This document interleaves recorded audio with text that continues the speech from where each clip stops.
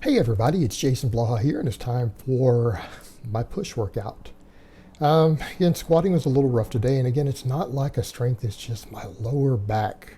My rector's still cramping. So what I ended up doing on those, as you guys will see, I did my one work set, and then I just dropped down to one plate aside and just repped it out just to get some blood flow going to that area, work on form, work on staying upright.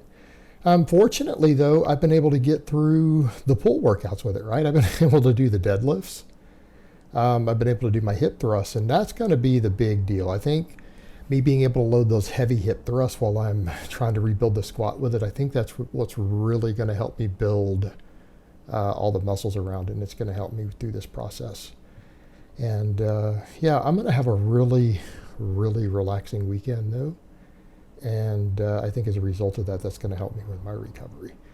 So I'm not going to get into my own private details, but I've got just some chill stuff planned for the weekend, and I think that extra relaxation is going to just help with the overall recovery as long as I train pretty hard going into it.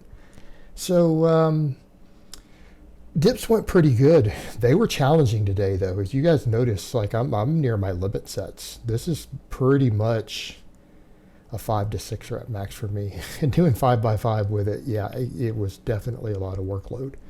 But because I'm doing it first in the workout, this is kind of a big deal as far as exercises go, and weighted dips will put a lot of muscle on your upper body. By the way, I've noticed you guys comment about, oh man, he's got a lot of fat on his ass and stuff still. Well, yeah, because I'm 17% body fat still, guys, and that's where I carry my fat. If you guys look at the way my DEXA scan broke it down, like if you just go off of things like my arms and legs, I would be much, much leaner. And actually even like my upper ab area and all of that, I don't really carry my fat there. I tend to carry it on my butt, my lower back, the love handle area, the flank area. That's just where I store my fat. And until I get leaner, it's going to be there. And you know what? The thing is, I got the singlet on, and some people are like, oh man, we can see all that. It's like, well, I've got DEXA scans. You can see inside of it too. No point being embarrassed about it, guys. But here's the thing. To use another classic Blaha-ism, you guys are going to be able to see the changes over time. Because I am training in singlets, which honestly, there's benefits to doing that. A lot of it allows for you to see your depth and movement and everything else. It allows you to assess your movement patterns better when you're videoing and stuff, right? It removes a lot of ambiguity. It really does.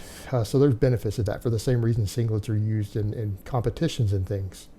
It allows you to accurately assess certain things that are going on. So it's not just about me being silly with the squatting slab and the tracksuit thing. It does have actual benefits to it.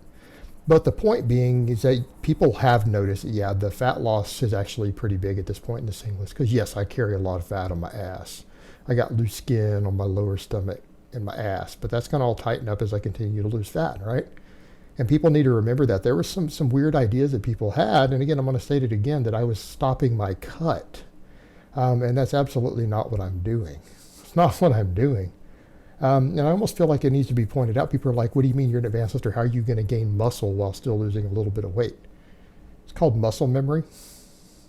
Because I have had more muscle recently on my lower body, right? I'm going to be able to regain it just by consuming enough protein, training harder, and being not quite as aggressive with my deficit. You guys need to keep in mind that during that last block, I had a 3-week diet break in the middle of it. I only had 10 weeks of cutting. I lost 15 pounds of pure fat.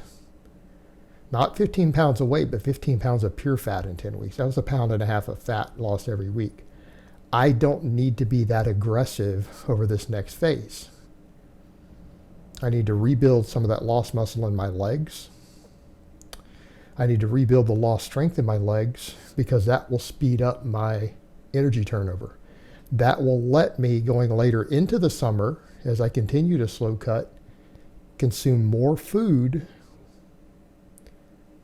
while still losing fat at the same rate. Because this cut's not going to be over this quick. I mean, I'm 17% body fat, guys. I'm 17% body fat. You guys think realistically anyone's going from 17% body fat down to like 10 or 11 without losing muscle mass in 3 months?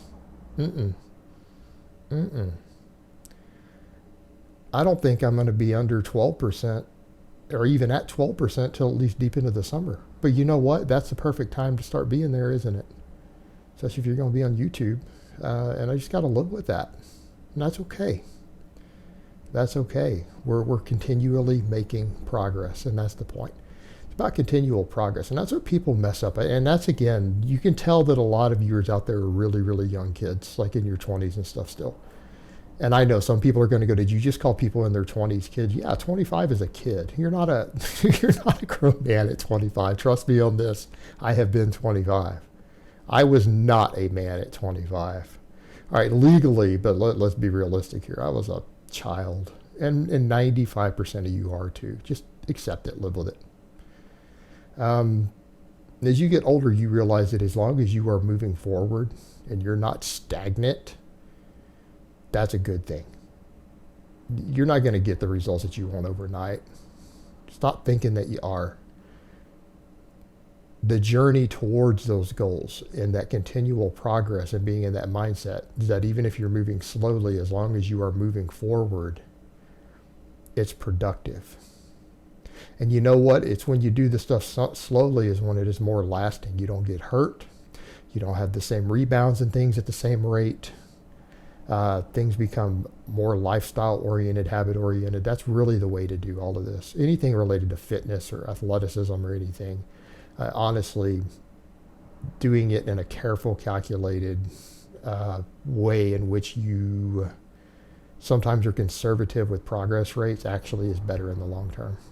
You know, it really is. And that's what people need to remember. This is about the long game for every one of you out there. Yeah, I want all of you to reach certain goals. And yes, I'll sometimes set time frames. But the point is, it's about the long term. It's not just where can you be a year from now. It's like, where can you guys be 10 years from now? Where can you be 15 years from now, 20 years from now?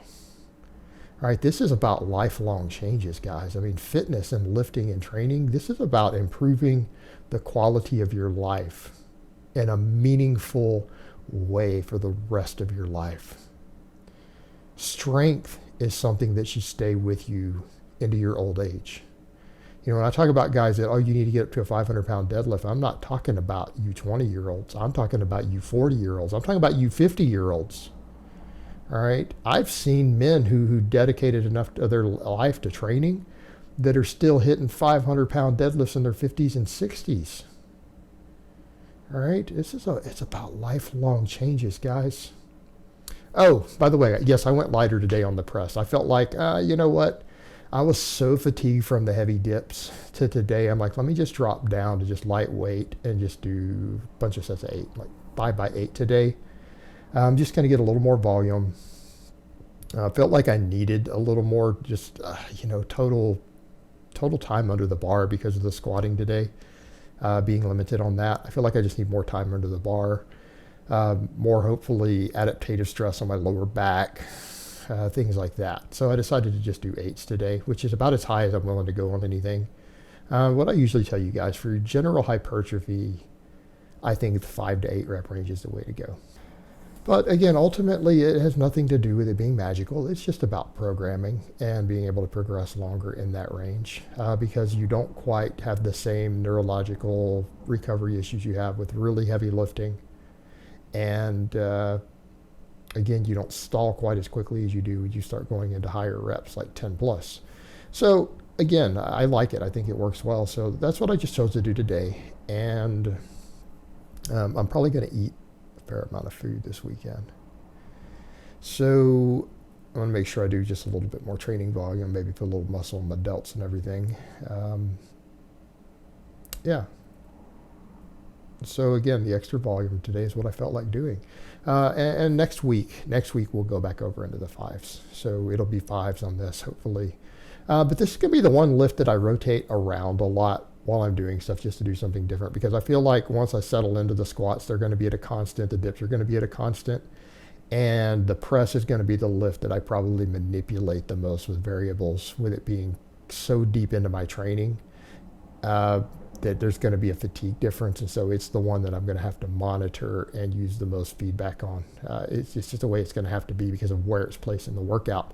But it's good because it's one of my favorite lifts. I want to focus on it a lot, and changing rep ranges and volume a bit on it will keep it fresh in certain ways, with the other lifts being completely constant, right? Them being constant and just basic progressive overload. So I hope it's been informative, and I will talk to you guys next time.